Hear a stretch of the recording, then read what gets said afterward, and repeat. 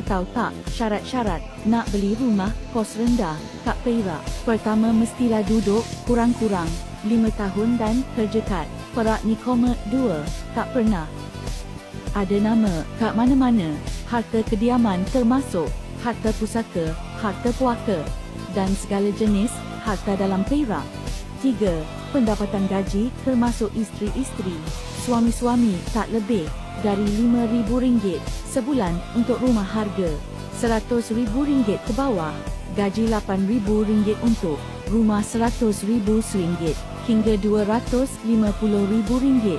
Oh, lupa pula, mestilah umur akil balik 18 tahun ke atas.